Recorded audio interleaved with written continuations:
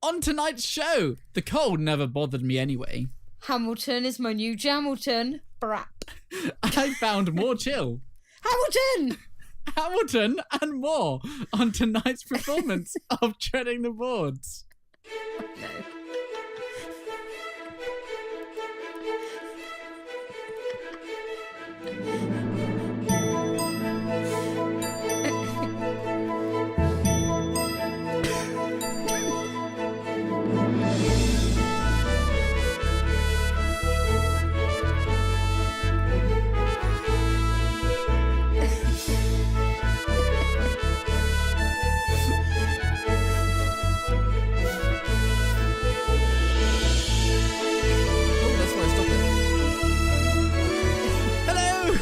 And welcome to this episode of Treading the Boards. I am Robin. Hi. And over there we have Sheena. Woo! I don't know how tonight's going to go because it's 10:30 already, so this will be fun. We're all half asleep. But yes, welcome to episode 5 of Treading the Boards. We've made it to episode 5, Sheena. 5. I know. That's impressive. I look a little bit weird in the camera, but we're going to go with it. But yes, hello, welcome. We are Treading the Boards, the podcast all about musicals, West End, Broadway, and beyond. And today we have exciting reviews because someone in this room has seen Hamilton, and it wasn't me. So that's very exciting. So with that, we'll be at the end of the show in our review section. But yeah, we've had more snow in the UK, and The Beast from the East 2 turned up, so we had a sequel. Part 2. And yeah, he didn't hang around long, did he? No, it was a very sort of quick beast, wasn't it? It was, yeah. He arrived, he snowed, and then he caused a bit of trouble and off he went. Yeah, but he I was at a rehearsal not realising it was snowing again, so I had to drive home in like 3 inches of snow all the way. We were in London. I don't know if anyone mentioned, but we saw Hamilton. So we're in London and it started to snow and we thought, oh, how long can we leave this before we get snowed here? I would have been quite happy with that, to be fair, but we didn't think we ought to. But it wasn't too bad on the route home. It was, some places were a lot thicker than others. So I wonder how it was over the country, really. But I think people still went mad and bought bread and milk and stuff. Well, I bought 9. Everyone buys bread. What are they putting on it? Well, I don't eat that much bread anyway. No. And milk. I don't use milk. No. Neither does my mum, but she bought about a gallon. I mean, last time it snowed, I just stocked up on chocolate. Yeah. And toilet paper. Oh, did you get toilet paper?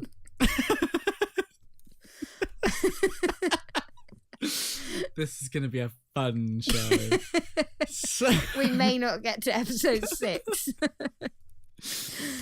Different shows happen. I've just remembered, though, something we can talk about, which I haven't actually told you yet. Oh. This week on Saturday, Friday, a day that's just happened. I should know this and I can't remember. Kerry Ellis was on a TV show. Jane McDonald. I meant to tell you. Oh, yeah, same wavelength. Yeah, so Jane McDonald, I've never watched her show before, but she seemed to have like a cabaret type thing going on. And she got Kerry on to sing Defying Gravity. And Kerry was in blue, in a nice spangly blue pantsuit. Oh. Yeah, she wasn't in green. There was lots of green on the lights, but not Kerry. Kerry was in blue. And yes, she sang her rock version of Defying Gravity, which was amazing, as always. Excellent. And I think Bonnie Tyler was also on the show, and Jane McDonald sang, but I just watched Kerry and then turned it off. You'll find through, if we get to episode 6 after tonight, we are huge Kerry Ellis fans. Yeah. Huge. But yeah, it was Jane and Friends. It was on Channel 5 on Friday, because I had a phone call from my nan telling me to record it. My nan rang me as well. Oh, they're good, aren't they? My nan was going to watch it because she was impressed because she saw her when she came to our local theatre. Nan came and saw her. So she was really excited because she knew her. So she was going to watch it too. We've met Kerry Ellis. We have. On more than one occasion. But more on that when we do a Kerry episode, because it's coming. We could do a whole Kerry episode. We're going to do a whole Kerry episode. I might dig out my old Kerry Ellis t-shirt. Yes, do it. Might be more like a crop top these days. I've got one as well. I've got an Ooh. Anthems t-shirt. Did I buy you a tea towel with Kerry Ellis on? I think you did. I got a feeling you did. I think that's what every... I don't know where it is, but I think you did buy me a tea towel. That's what every 20-something man wants in his life, isn't it? I was amazed. I loved it. But Kerry has also been selling her possessions. Sheena, what's she been doing? Yes. There's a site that you can... I think it's a bit like eBay. You put things on there and sell it. Ah. And Kerry Ellis put on her Twitter the other day that she set up an account and she was selling on her clothes.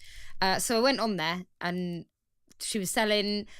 There was one piece that she'd worn for quite a big event, I think. And then it was just... She had some cardigans on there.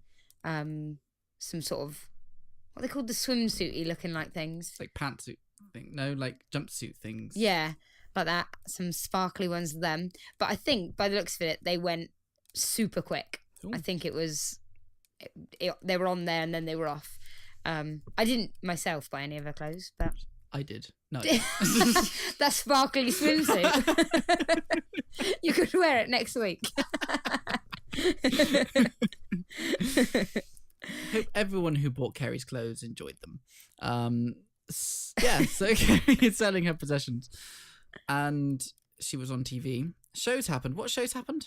Hamilton happened. Oh, did it? Apparently, someone went to see Hamilton. I don't know who that was. I've not even heard of Hamilton, to be honest, so I don't know what this is gonna be like. But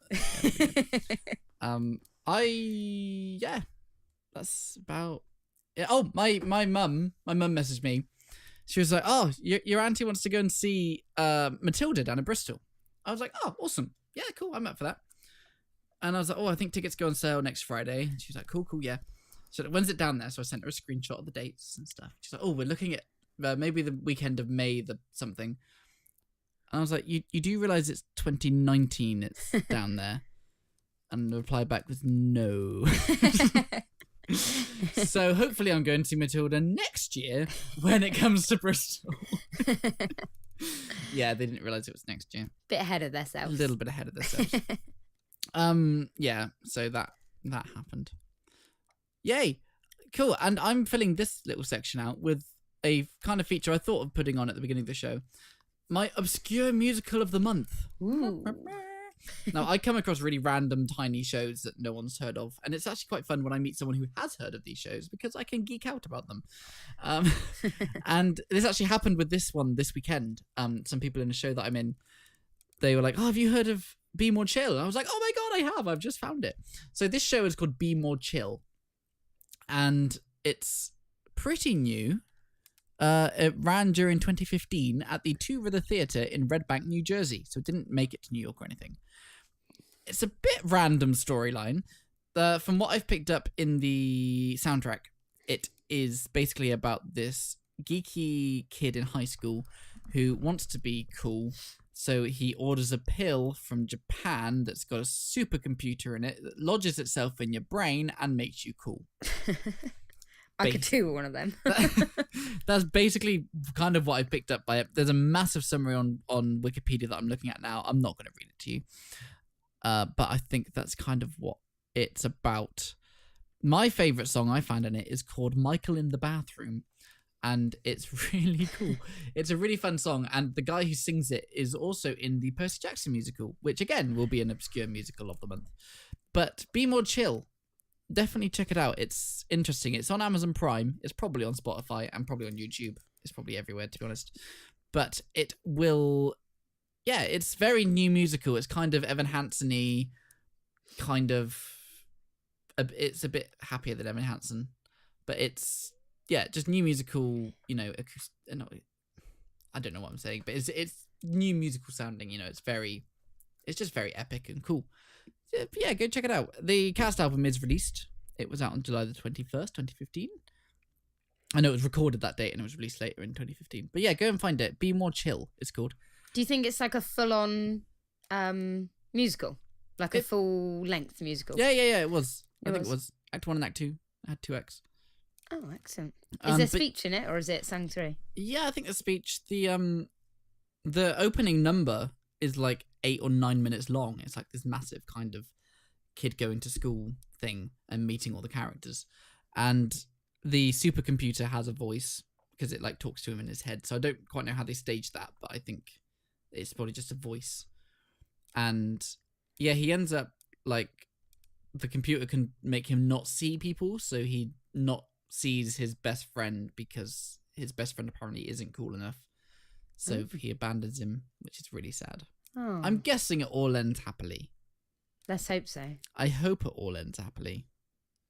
If anyone's seen it, yeah, let me know. Let us know. Can't imagine anyone has. But if you have, do let us know. It did play in the UK. Or is it going to open in the UK? Ooh. To be confirmed. What's this? Ooh. Maybe it's coming over. Maybe. Hot off the press news. Be more chill. West Maybe End. it's actually coming over and you might have just discovered this. I might have done. Let's see. It'd be exciting. It would. Is it coming to the Maybe UK? it's going to be London's next biggest thing. It might be. Be more chill music could be licensed by R&H. Or was it Hammerstein? I don't know. I will have to do research into that. But Wikipedia says there's a London cast that has been cast. Ooh. I don't know anyone in it. Maybe they're in production. Maybe. I will keep you updated. That could be the next news session next week if we find that out. It could. It could make it to the news. And speaking of news, let's move on to the news. Da da da. Yay! I think we need a theme for news. We do need a theme. But first, how can people contact us, Sheena? Lots of ways you can contact us. You can find us on Facebook, Treading the Boards Podcast. I think we've had a few people on there, like a few bits and bobs this week, haven't we? We have, yes. Twitter @TreadboardsPod, and Snapchat. Do come on over at TreadboardsPod. Yay! So come on over, have a snap, have a tweet. Have a tweet. Have a twit. Tweet. That's it. Tweet. And all the details can be found on our website, treadingtheboardspodcast.com, and there's a donate button on there if you would like to support the show. That would be amazing. So, moving on to news. My computer isn't working properly, so I'll be reading it off my phone. Woo! First up, last week we said about Chicago was opening in the West End, but big news, they've already extended their run. Woo! That's good news. It is good news. The show opens at the Phoenix Theatre on the 11th of April with previews from the 26th of March and is now booking until the 6th of October. Oh, wow. Yeah. That's a big extension. That is a big extension. Must have been really popular.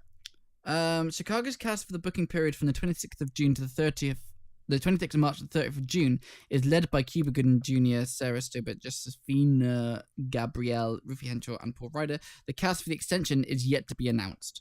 Oh, so you reckon they'll switch? They might switch. We don't know this. Right. But it's returning to London following a 5.5-year absence late last year. The show originally ran in London for 15 years, opening at the Adelphi in 1997. I didn't know it was at the Adelphi. So yeah, that's extended. So more time to go see it. Yeah, definitely. One to look into. Definitely. So yeah, get your tickets for that one. We've got some people at work, a lady I work with at work. She's taken her daughter to it, so I think they're going quite soon. So I shall find out how she liked it. Awesome. And announced today, we're recording this on Tuesday, but hot off the press today, we have our dates for West End Live 2018. Yes. So it's a little bit earlier this year. It is the weekend of the 16th and 17th of June. And the dates and times have been announced for this year's West End Live, which we held in Trafalgar Square, the annual fixture for London's theatregoers. The event sees leading West End productions perform classic numbers live in front of audiences, all for free. Unlike a normal show, audiences are actively encouraged to sing along. Yeah, everyone does. Especially when the Jersey Boys, which I know they're not there this year. No. But when the Jersey Boy comes on, everyone goes wild. They do. Don't they literally just go mad and have a dance, I mean, it's always exciting, but it goes up a notch as soon as Jersey Boys come on. They do. So I wonder what will sort of take over from that. I don't know. Maybe Bat Out of Hell, because they'll be on again. They That's might true. kick it up a notch. I'm not sure. I mean, there's loads, and they're all amazing. They always bring a party, but always seem to be the Jersey Boys that really got the biggest reaction. Yeah, they always seem to sort of ramp it up a bit when they came on. The schedule and lineup for this year's event, which runs from midday June the 16th until 5 p.m. on 17th of June, will be announced as the year goes on. Midday, that's later than they normally start, isn't Normally it? it's 10, isn't it? Yeah. Maybe so what they've got time that will we wrong. have to queue from? I don't know. Maybe they've got that wrong. Midday till 5, that's a bit lame. Normally, I think it's 10, isn't it? Because we're Yeah. normally queuing about 8. Or 11. Was it? Oh, yeah, it might be 11. Might be 11. Maybe there's not enough shows. Maybe we could do a bit. Maybe we could. If you're watching West End Live and you'd like a live segment of this, let us know. We do want to go, though. We're hopefully going to be there. And we might be getting T-shirts printed so you can spot us. Whoop, whoop. That's exciting. And we might have a hashtag going on that day. So stage your selfie. With us? With us, exactly. We can be your selfie buddy. So please come and say hi if you see us there. It's like Where's Wally, but we're a Robin and Sheena. See if you can find us in the crowd. But yeah, we'll be more about that nearer the time when we booked our hotels and stuff like that. And we'll be tweeting and live streaming and all that stuff from there as well. So that will all be marvellous. In 2017, the event saw performances from productions including Everyone's Talking About Jamie, Five Guys Named Mo, and Legally Blonde, alongside long-running stalwarts of British stages such as Les Mis, Phantom, and The Lion King, and Wicked. Yeah, so go. It's very good. Yeah, it's good fun. Very exciting. It is really good fun. And our last bit of news is The Play That Goes Wrong has announced a new West End cast and an extension. So it's currently extended again, which is it's pretty incredible actually for a little play to have been playing for. It's been playing a long time now. When did we saw it? September. Yeah. And it genuinely is hilarious. It makes your stomach hurt. It is that funny. It is really good. And I'd imagine it appeals to such a wide audience. The comedy, just everyone would appreciate, I think. Yeah. It's just so... There was a sign outside and it said, "The Mousetrap meets Monty Python." And I don't think you couldn't sum it up better than that. It literally was that. I love the fact you remembered that sign. I loved that sign. I remembered that Tom Cruise will not be performing in this production sign. No, it was so funny. And they recently did a funny thing with Cillian Donnelly, who he's currently in Les Mis. He put a tweet up with, I think it had a spelling mistake in it, that he had a new dog, but he'd written Bog, I think. And so The Play That Goes Wrong sent him a letter full of spelling mistakes with a toilet roll holder with The Play That Goes Wrong on it, which was just fabulous. So, and yeah, go on. I'm sorry, it starts as soon as you get in and sit in your seats, doesn't it? You know, there's people pottering around doing different things, so it's worth getting there as soon as the doors open. Doors. Sorry. Doors. As soon as the doors open, to get in there and get involved. Well, we won't get involved, but to appreciate it. Yeah, so the show, which runs at Duchess Theatre, will now extend until the 7th of April 2019. The new cast will take over from the 28th of March. And includes Katie Bernstein as Annie, Jason Callender as Jonathan, Edward Judge as Robert, Alistair Curtin as Max, Edward Howells as Dennis, Meg Mortel as Sandra, Graham Rooney as Trevor, and Patrick Warner as Chris. The new cast ran in the recent UK tour of the show. Oh, okay, so the tour cast is going into London. That's nice. The company are completed by Natasha Cully, Matthew Howell, Helena Murr, and James Watterson. It won the 2014 Watson Stage Award for Best New Comedy, as well as an Olivier and a Tony Award, and now runs in over 12 countries. Wow. That's cool. Yeah, so The Play That Goes Wrong. It's there for longer. Go and see it. Definitely worth it. It really will make you laugh. We want to see the comedy about a bank robbery. Yes. Because that's the same people, but different story, obviously. Yeah, we need to book that for our next trip, don't we? We do, yes. So we want to see that one. So that'll be cool. Oh, I haven't sorted that because I assumed we'd be talking a lot about this. So, moving on to the big news of today. Dun dun dun. What's your name, man? Oh, you didn't finish it. Oh, sorry. I was looking at the cat. Shall I try again? Sorry, yeah. What's your name, man? Alexander Hamilton. Woo! So someone went to see Hamilton. Sheena, you went to see Hamilton. We did. We went... Oh, hello. Cat's up there. we were lucky enough to go on Friday night. There's a giant tail on the screen. If you Astrid's just getting involved there. Yeah, carry on. Yes, so we booked it about 18 months ago. It's like the play that goes wrong. It literally is. If anyone's just listening to this, there is a giant cat tail in front of our faces right now. And the cat doesn't even seem bothered. She's not bothered. She looks like she's going to do a little monologue or something. I would take a picture and tweet it. She looks like... Oh, she's looking in a mirror. Look like she's practicing a dramatic speech. Astrid. There we go. I will tweet that. And you can see Astrid helping us for the podcast. Right, but I will need to remove you because we need to carry on. She's gone. Is she gone? No, she's going to come back in a minute. Turn around. There we go. Right, sit. Right, carry on. Right, yes, so Hamilton in London, Victoria Palace. I don't really know where to start. It was incredible, absolutely incredible. I know it's had this massive hype of being an outstanding show, so it's always a bit of worry whether it will live up to your expectation, but it really, really did. It's completely different to anything I've ever seen, really, because you're watching, you're probably familiar with the music, or if you're not, it's sort of up-to-date rapping sort of stuff. R&B, isn't it? R&B, yeah. hip-hoppy music. But what you're seeing is complete old school 1700 costumes, the story that is set, in the 1700s. So they don't go together when you think about it, but when you see it, they work so well together. The staging was incredible. They've redone the theatre, because we went to Billy there, didn't we? We did, yes. And they've completely redone the whole place. And it looks amazing. The only thing is I like red seats in a theatre. A bit partial to that. But they've put like goldy green ones in. Oh, really? Yeah. So it does fit because it's very rustic sort of staging and bare walls, and the colour scheme, obviously, of Hamilton, the logo. So it does work. It's just, I do like a red seat. Yeah. Personally. It's like in Wicked, in the Apollo Victoria, they've done that theatre out, and all the seats are now green. Yeah, see, if it does fit. It does fit. I just hope red seats don't die out, really. Because in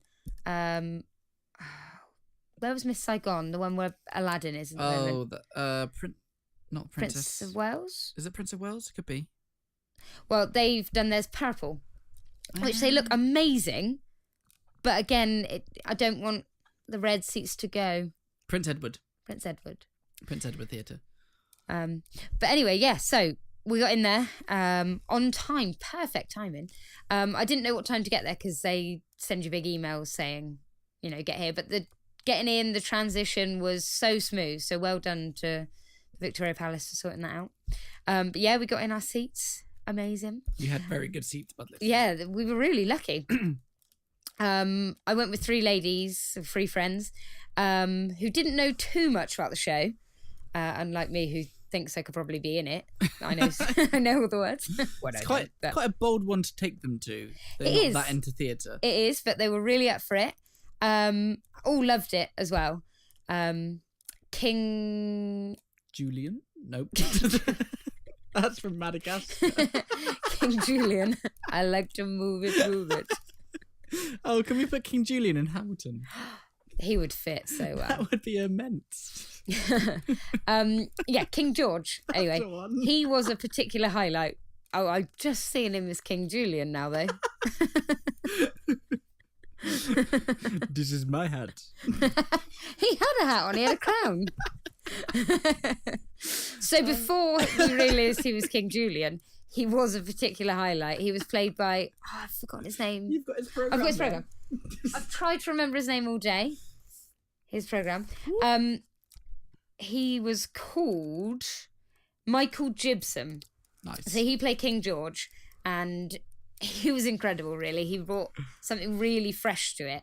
From listening to the soundtrack, I had a sort of way... I sort of portrayed... Well, no, is that the word? You imagined. How I imagined, that's the word. It's very late. How I imagined Bear to be played. He was played by Giles Terrera. It started, and he played it in a very different way than I'd imagined. But the more I saw him, I mean, he was amazing, don't get me wrong, but he grew on me more and more and more, and it got to wait for it, and, well, he just blew me away. He was incredible, and he really, really proved that the way he was doing it was much better than the way I could have done it. And Hamilton was played by Jamel Westman, who we've just found out hasn't actually done much in the West End before. He trained in RADA, he did The White Devil and Torn, and then this is his third major role. So he was incredible, he really was. And the staging and choreography, just seamless, absolutely seamless. Really powerful, really, really powerful. And it really did live up to its expectations. So Cool. It's pretty amazing, to be honest. It was really, really amazing. Now, for people out there who don't know what Hamilton's about, Sheena, do you want to give an overview of what it is? I just assumed everyone knew it. So basically, it's the story of the founding of America. Alexander Hamilton and his little gang. So they're fighting in the revolution for independence. Hamilton gets into a little bit of trouble himself. He likes to cause a bit of trouble. But he's really fighting for what he believes. So they get involved in the revolution, and it tells you about his sort of political career, about how he became and wrote his way to the top, really, and how they became independent as a country. But it also shows his personal life, which didn't go smoothly either. It tells you about his family, and you get to know his family. And I sort of felt more attached and emotionally involved with his family. You sort of felt very sorry for them and the effect that he was causing. Even though you liked him, he made you like him, even though at some points you sort of thought, yeah, I shouldn't be liking you for doing that. But it was very powerful. And I shed a tear in places I didn't think I would. So I'd listened to the soundtrack, and there's some, if you've listened to it, and I know you've listened to I've heard bits most of it and learned most of it. I've learnt, well, not most of it. I've learnt like 4 bits of it. There's 24,000 words in Hamilton. I haven't learnt 24,000 words. I've learnt about 50. That's pretty good going, because they're pretty fast. Which is 3 times as many words as in Hamlet, which is Shakespeare's, I want to say, 3-hour longest epic. play. Yeah. How long's Hamlet? Like 3.5 hours? Yeah, but Or is there's it longer? Yeah, so 3 times as more words. And when I told the ladies I was going with that, they sort of, their faces dropped a little bit. But no, it was incredible. You come out of it a little bit drained, like we were saying with the Harry Potter play. You come out a little bit sort of drained and sort of life changed. Yeah. But not. Yeah, you're weird. It's weird. You come out and you think, wow. Wow. Just blows your mind a little bit. And places that I didn't think would. So certain songs like Hurricane was staged. Incredible. Really effective and seamless, which I didn't think that would be a mind-blowing moment, and it was. So I'm a newbie to the show. The song Hurricane, what's it about? So when he was younger, Hamilton lived in the Caribbean with his family. Yeah. His dad left and died, and then a hurricane hit his town when he was 12, and it killed his mother and destroyed his whole home, destroyed his town. So they had nothing. So he started to write. So he wrote about everything he could see. And he says he wrote his way out of this poverty that he was in because he sold his papers. He sold his story to people who live near him, and he used the money to board a ship to New York to become a new man. He didn't buy a sheep. Oh. Wow. So we've got lemurs and sheep in Hamilton. Wow. I'm watching Shaun the Sheep now in Hamilton. Who decided to review this at 11 o'clock at night? Imagining Shaun getting down with it. Yeah. Brap, brap, brap,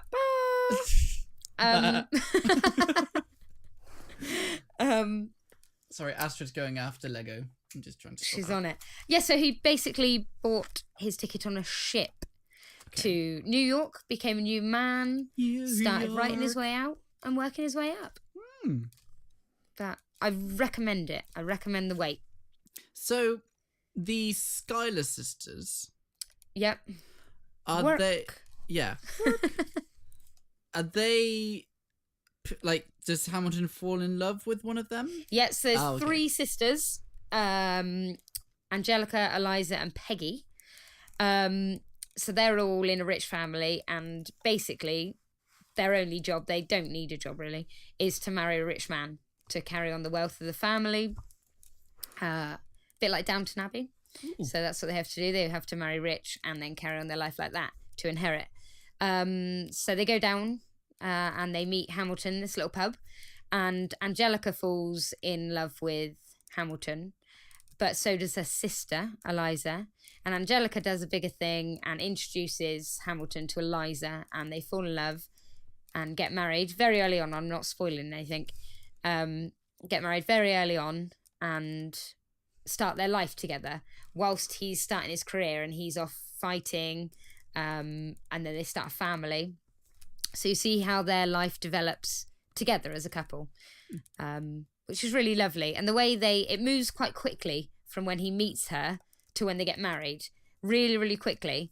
But again, the way they stage it, it's so clear. When you listen to the soundtrack, it's sort of quite hard to understand in places, but as soon as you see it, just all becomes clear. So they do it really well. They move it on really quickly and swiftly, really. Swiftly. Yeah, it's lovely. So Burr, who's the man who shot him, no spoilers, they say that at the beginning, although one of your friends didn't pick it up. Yeah. So in the first song, they're all staged standing in different areas of the stage. A spotlight goes on him. It's like, me, I trusted him. Me, I died for him. Me, I loved him. And then all goes quiet, and there's a massive spotlight on Burr, and he's like, me, I'm the damn fool that shot him. Just like that. It's really clear. And isn't there like gun sound effects as well? Like... Yeah, it's totally obvious. One of my friends didn't quite pick up on that and was totally shocked that he got shot. But I think it made it better for her, because it was the element of surprise and the element of shock that really hit her, because she didn't realise it was going to happen. So I sort of wish I was in that boat a little bit to, I mean, it's dramatic enough when it happens, don't get me wrong, but to be in her shoes must be mind-blowing. It must have been. Now, I was slightly disappointed because the lyrics in the first song are, Alexander Hamilton, we're waiting in the wings for you. But Sheena said they didn't wait in the wings. No, he was in the wings. He was in the wings. Yeah, he wasn't on yet. And then everyone's there waiting for him. Not in the wings, though. Not in the wings. No. See, it doesn't make sense. And then he came out from the wings. Alexander Hamilton. Yeah, that's my Hamilton. So, Hamilton is up for a lot of Olivia Awards. I don't know if we knew this. We mentioned it last week. So, I'm just wondering, it's got multiple nominations for, like, individual... this one. Best Actor in a Supporting Role in a Musical. Michael Gibson for The King George. Jason Pennycook for Prince. He was Lafayette. And Cleve September from Guessing His Son. Yeah, he looks like it was Philip. Yeah. Now, they were all brilliant. We personally liked Michael Gibson as King George. That's personally who I'd go for, because he was hilarious and really brought something. But what was the other one's name? I've forgotten. Lafayette. Jason Pennycook. Jason Pennycook. Now, the audience went wild, absolutely wild. So he was Lafayette in the first act, and he was brilliant, really, really good. And he came out as the second act as Jefferson, and just, he vamped it up. He had a new costume. He had 10 more times as sort of, what's the word? Oomph. So I can't think. Sorry. Did he camp it up as well? Was he like? He really did. camp? He camped it up, and he was brilliant. He really did deserve the award, the nomination, and it's so hard to choose between them. It's just we personally found him hilarious. But yeah. So you think it's between Michael and Jason? I mean, Cleve September as Philip was, again, they were all on point, and there wasn't a weak link. Everyone was on point. Every inch of footwork was completely, well, it looked to me. I'm not a choreographer, but I couldn't see any mistakes. So they all deserve these nominations. I just reckon it's, personally, them two stood out more for me. Cool. But you think Michael? We're Team Gibson. You're Team Gibson. Yeah, we really are.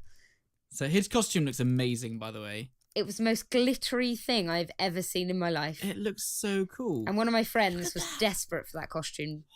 I want it. I know, so does she. Look at it. That's a hell of a crown. That's like a proper crown.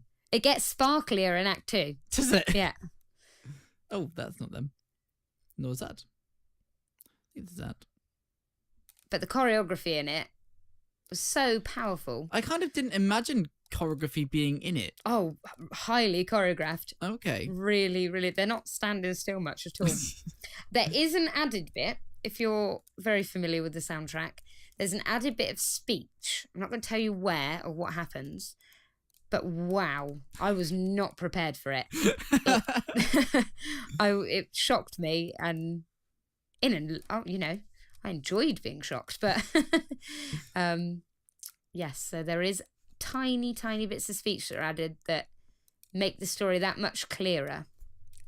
Is it sung through? Yeah. Okay. Completely sung through, apart from this tiny, tiny letter that is not in the soundtrack. Okay. So it's a little bit like Rent, where they have that bit of speech after Angel dies. Yeah. And that's like just heartbreaking. Yeah. Like you're literally blubbing at the end of that. Yeah. Okay. You said it was very Les Mis-ish. Yeah, we got that feel. The costumes, because obviously they were fighting the revolution, were very similar. And then they had the rotating stage, or a panel in the stage that rotated. And the way that they set things sort of kept thinking, and reminded you of Les Mis. So I think he may have took some influence from that. I also thought it was slowed down a little bit from the soundtrack. Not in every song, just in a couple of songs. I thought it had slowed down slightly. I could be wrong, but I don't think I am. Well, if you noticed it, then it must have been like a thing, which is a bit annoying. It didn't. It wasn't in songs that. So, for example, like the big power ballad, like Burn, It's Quiet Uptown, they stayed the same, but it was just certain, like the Cabinet Battle and a couple of Burr songs, I thought they were slowed down a little bit than they were on the soundtrack. Because it kind of put me off seeing the recent Addams Family tour. I didn't get to see it in the end, but all the all the advertising and TV spots and that they did of it, it did sound slower than the soundtrack. And I was like, well, that's really annoying because it's a nice tempo, you just feel like you want to get going with it. And it sounded like some of the actors really wanted to get it going as well. But my friend saw it, Sarah, shout out to Sarah, hello. And she loves it and loved seeing it. And she said the whole show had been slowed down. And she happened to know her partner's brother was in the band. In the pit, so they were chatting to him, and he said, the apparently like from up top, they felt that the Broadway production was too fast, so they wanted it slowed down for the UK tour. And I don't know, it didn't need to be slowed down. I think because it was a really nice pace on the soundtrack, and it kind of keeps it going. And the versions that I heard I saw a youth production actually in our local town, and it was actually amazing. It was one of the best youth productions I've ever seen, and that was at speed, and it really worked. So yeah, I'm not sure about slowing things down. I could be wrong. I just thought it was in little bits I noticed. Yeah. I thought, oh, that's a bit slower. See, I mean, I haven't listened to the soundtrack properly, so I wouldn't know. But then I suppose if I then listen to the soundtrack and go like, oh my god, that's so much better sped up, then it's a bit like... Yeah. That's be interesting to see if anyone else has seen it out there. Let us know if you thought it was as well. Yeah, you're kind of the first person I know who's seen it. Yeah. I know other people who are going. Yeah. But you've kind of got in there early somehow. How did you get in there so early? We booked it the day tickets came out. I said to my friend, I was like, right, let's do this. So 12 o'clock, we were there, ready, poised. It was like Glastonbury, trying to get it. But it was really straightforward. And like I said, we were really lucky to get the seats we did. Yeah, we were in there at midday, clicking away. But it was funny. We were sat in there and we were talking and we sort of thought, everyone in this room must have been sat, or the majority of people, were sat in there at 12 o'clock that day in January, clicking away at the same time we were. Yeah. So it's quite funny. And I bet everyone was kind of that like, oh my God, we've got tickets. And like, oh my God, we're here. That sort of vibe. Yeah, definitely. The audience were really up for it. And there was a couple of little jokes hidden in there and they were all cheering and whooping. And but it was a lovely atmosphere, actually. We sort of sat in there and there was such a diverse range of ages, from all walks of life, and everyone was, I mean, at the end of like the first song, I was a bit like, I'm going to cry because I'm actually here at Hamilton. And it was, I think they must know that people are feeling like that, so they want to kick it up a notch just to end that last song, just to really punch you in the gut. Yeah. I do get that. Like when I saw Evan Hansen, it, like the fact that you're actually seeing it live. Yeah. Like, because you kind of don't think you're going to be there. No. And then you are, and it starts, and you're like, oh my God, I'm seeing it. Yeah. Yeah, that's happened a few times. It's a good feeling though, isn't it? Very good. I normally get it at the beginning of shows anyway. Like, I've seen Wicked loads, but I still get it during Good News, whatever it is. Yeah. No one mourns the wicked. That's what the song is called. It's late. Forgive me.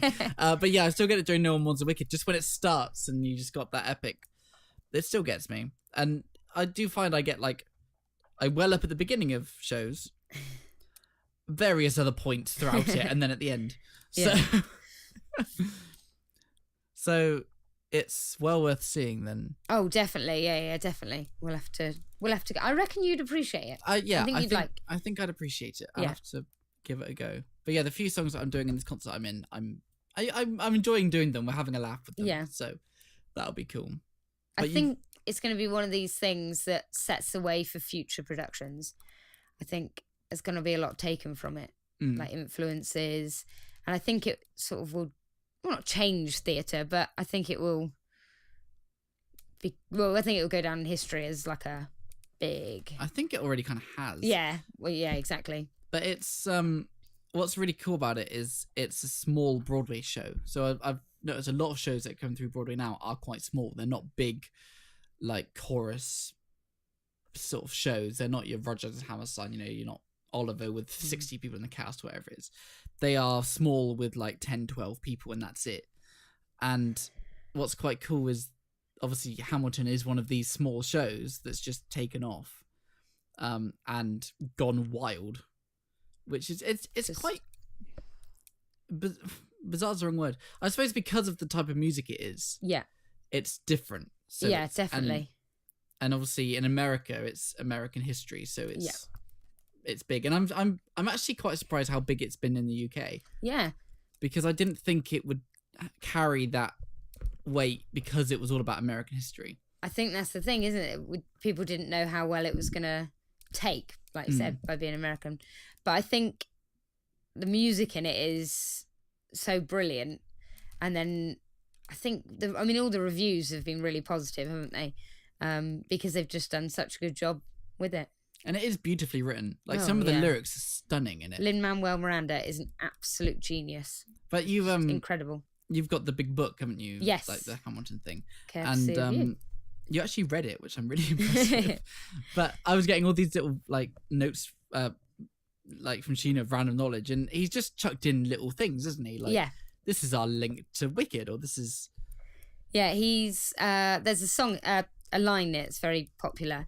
It says, "Look around, how lucky we are to be alive right now," and it keeps coming up and it keeps coming up, which turns out is a lovely message. They put it in perfect timing just to remind you, that there's always a sort of silver lining. And he said in the book that that's his wife's favourite line in the whole entire show, and she says it to their children before they go to sleep. And there was another one in there. There's a song called I'm so sorry, I forgot it. Tell the Story of Tonight. He was in a band when he was about 12, I think, and he had 3 other boys in the band with him, and they wrote a song about "I've got a bridge to sell you." Okay. Yeah, and they made that was their song. And the guys who were starting in the revolution, they're sort of starting the idea. They're just 4 guys having a drink in a pub, having a laugh, having a chat, and starting an idea. So he used the same melody, that same tune, as the song he wrote with his 3 friends when he was 12, because he wanted that feel that it was just friends hanging out and having a laugh. So he used the song that he wrote when he was doing the same. That's really cool. Yeah, and he's put loads of little links in, and there's loads of links to little rap stars in there. I think there's one to Jay-Z, and he's like, if Jay-Z watches this, I hope he appreciates this line. And so it's very thoughtful. Because in a few that I'm doing, there's a line that I think is just randomly chucked in. Almost feels like it just needs a rhyme, so we just throw it in. And it's in Room Where It Happens.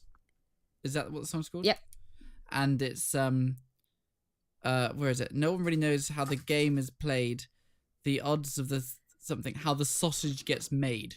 It's good, isn't it? I'm guessing that bears no relevance. No, nothing to do with sausages whatsoever.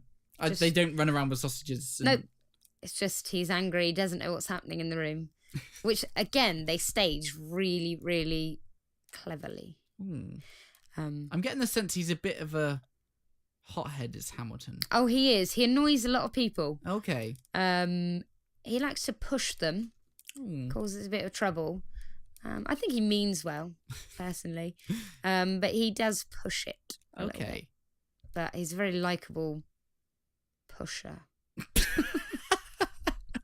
And that's our review of Hamilton. He's a very likeable pusher.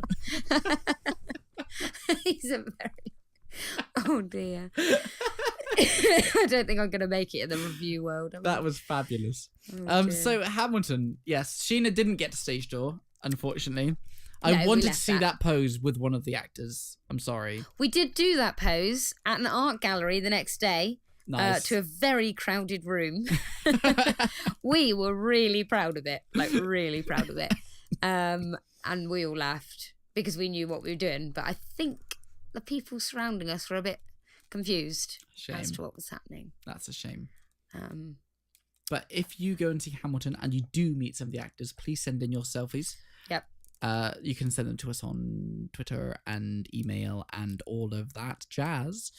But yeah, I feel I'd appreciate it. Yes, I'm willing to come back. It might not be my favourite, but I feel I would appreciate it. Yes, I think that's the perfect way to describe it. Yeah.